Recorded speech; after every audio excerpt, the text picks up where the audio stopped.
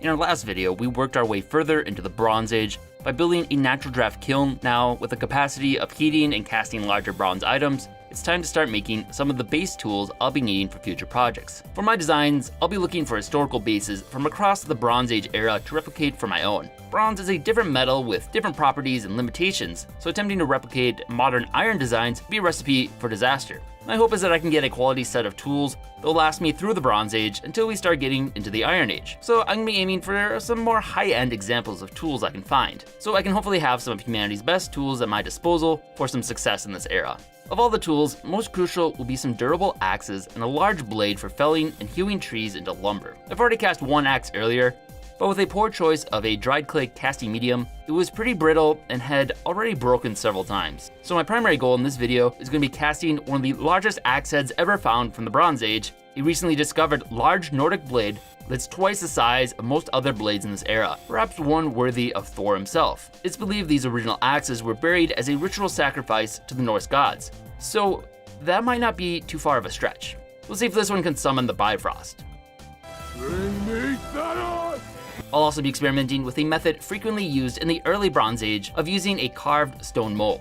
But first, to learn a little more about a few historical axes and get some help casting a few, this time I got a little help once again from Greg, the sword casting guy. I'm back with Greg, the sword caster, and previously we made a few different swords, but now we're gonna make some axes. So you wanna tell me about these different axes you have? This axe is an axe from England. This is from the late Bronze Age, about 1000 BC. This is called a palstave axe. You can tell that this is a very refined piece, very symmetrical. This was made in a two-part stone mold, so they would have carved soapstone very carefully and precisely. And they would have preheated those stones and then kind of held them together like that, and then pouring the bronze down this way into the mold like that. And the way this was attached to a handle, they would look for kind of an L-shaped piece of wood. They would split the top piece and like pat on either side here and then wrap rawhide around there to attach it. And the very earliest ones of these didn't have a little loop like this down here. You can imagine a problem with this if you're like jamming this into something, whether it's a chest plate or a chunk of wood or whatever, it could get stuck in it because an axe is a wedge. So you lose your axe head. So you tie a piece of leather to this and then tie it to your handle. That doesn't totally solve the problem. Like you could still imagine it like slipping out and still kind of hanging there. But if you survived battle that day, maybe you could fix it and go battle the next day with it. Started out being used as a weapon because bronze was mostly a military thing for a long time, but very handy as a tool certainly. So this one is a duckbill axe. This is from Mesopotamia. This is about 2000 BC. A lot of these were found around the ancient city of Ur in a cemetery. They were buried with warriors. So we know that they thought it was a very powerful weapon if they wanted to be buried with it and go into the afterlife with it. An axe is used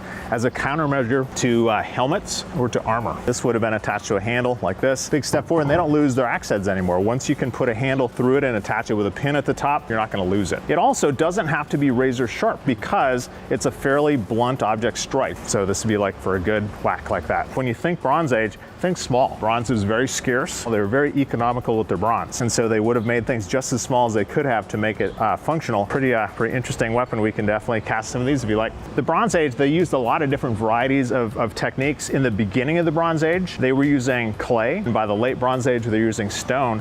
And they were even sometimes using bronze. Like you can make like a pretty thick bronze mold if you have enough bronze laying around. And when you pour that smaller quantity of bronze into it, doesn't like weld together because the other bronze is so much cooler, it just draws the heat out, and so they'll pop apart from each other. But stone is more common for sure. And stone mold has the advantage that you only need to make the mold once. Right. So you can mass produce weapons. So stone molds good for a certain amount of time and then they break. You know, they like lose some detail and you might use them for a while and then decide to make another one. And to cast this, I made a little wax copy of the duckbill axe. Kind of scrape it off, put it back on, flip this up, and there it is. So now we're just gonna clean this up. It's thought that they were probably lost wax casting these. More powder.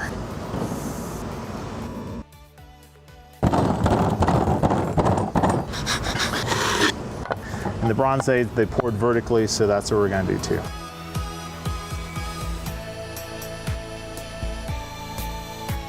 All right, that one's ready.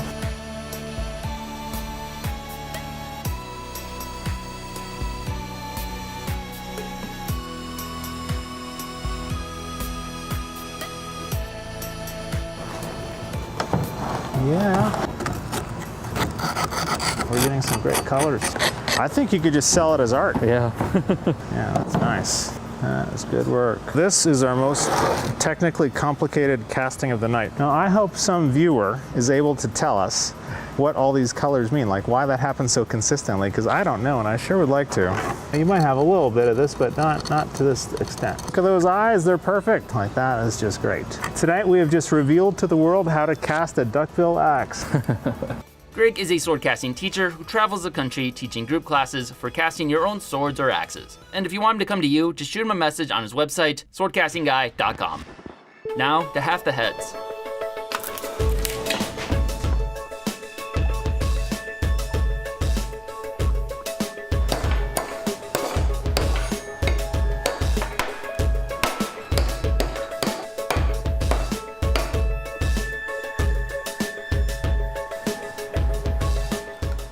Leather would be the preferred binding for these, but I'm currently planning on sourcing leather very shortly in the future, so I'll stick with the hem twine for now.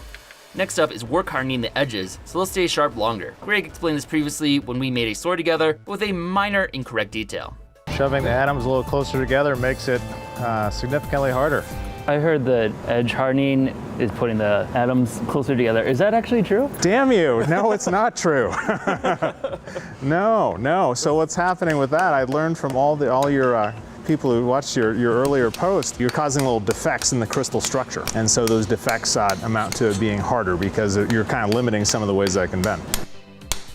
Then, to sharpen and polish them.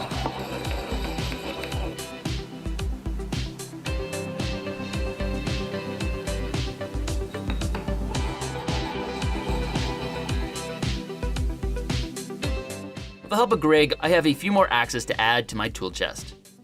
The next challenge for making my own is that I haven't quite achieved the technology yet to employ Greg's more modern sand casting method. Form-fitting pairs of casting flasks like his will require some milled and jointed wood.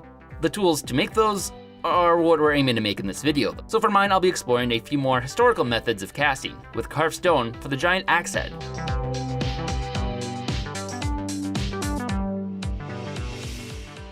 Now, to do some casting.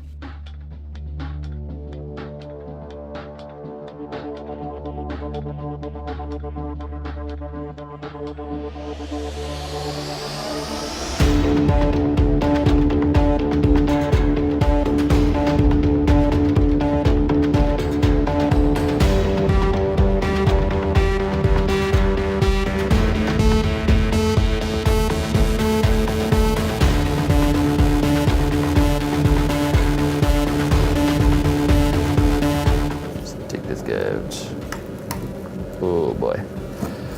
Oh. I think it's done. Oh. Wow. Stone inside of it.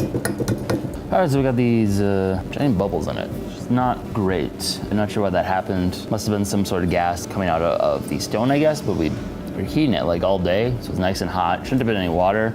So, not sure what caused it. It's similar to the first axe I cast in clay, where it's very bubbly and causes bubbles. That one kind of just broke apart. Unfortunately, this mold is completely shattered. Only got 2 pores out of it. So I don't know if sandstone just isn't an ideal medium.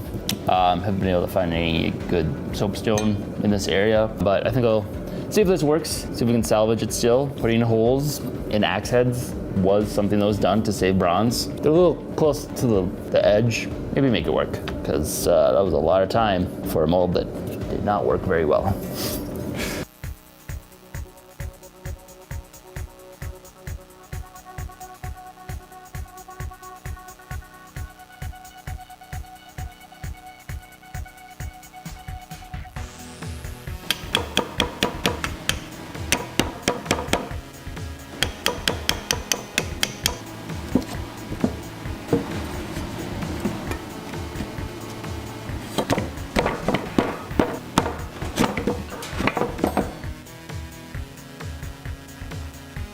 One downside with using twine is, it tends to loosen with use, but I found that by coating it with the pine resin beeswax charcoal glue, it helps hold it all tight.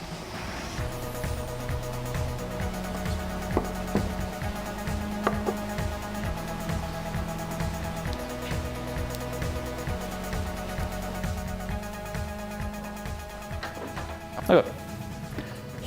Goodbye, Bill. All right, so thanks to Greg, we were able to cast these really nice, got the duck bill and the pal stave axe here. Took these out and found out they are pretty effective. Really nice chopping tools, better than the broken one I made. This guy, also really nice. We actually took him out, cut down a Christmas tree. It's that time of the year. Did a really good job. It just cut really deep and really well. The voids here, not really an issue. It actually turned out pretty good. It did break, but not where you expected, in the back. It was just on the backswing, it hit the ground and bent and broke this part. If you look inside, there's clearly was some sort of air pocket that got trapped, made it a little bit weaker. There's some obvious flaws with the stone mold that haven't really figured out. There's also a lot of work, and that was just one side of a mold. Usually they would do two, they fit together. So I think I'm gonna move on to the method that was used later. We'll use more of the cob mixture that we tried out before with the dagger. So I think we're gonna do that for some other tools in the future and see how well that turns out. We use this to cut down a Christmas tree. It's actually looked up, and the axe this is based off of. They found it because the farmer was gonna start a Christmas tree farm. Did a little search of the area to make sure there weren't any historical artifacts that might get destroyed, and that's how they ended up discovering this axe. It's kind of gone full circle that we base this off of that axe and use it to cut down a Christmas tree at a Christmas tree farm. So in the next video, you're gonna see this axe put to the test against a Christmas tree we cut down. Only it's not a Christmas tree because we are still about 4,000 years before the birth of Christ. So we are going to be looking into Bronze Age traditions and what was done for the winter solstice, and do our own version of that. Making all of these took about 11 hours. A little bit of assist with Greg using his more advanced method. Not something I'm able to do quite yet because I haven't been able to mill my own wood and get it all joint together to form the boxes. So that'll be an ongoing challenge, but now that I have a nice broad axe, milling wood should be a lot easier. So overall, it took 11 hours or about $88 at minimum wage. Not a bad deal for 3 axes. Bring me Thanos! Very much for that. Thank you again to all of our supporters on Patreon. Without you, this wouldn't be possible. And if you like our content and want to see more, be sure to support us. Any amount really helps. If you enjoyed this video, be sure to subscribe and check out other content we have covering a wide variety of topics. Also, if you've enjoyed these series, consider supporting us on Patreon. We are largely a fan-funded channel and depend on the support of our viewers in order to keep our series going. Thanks for watching.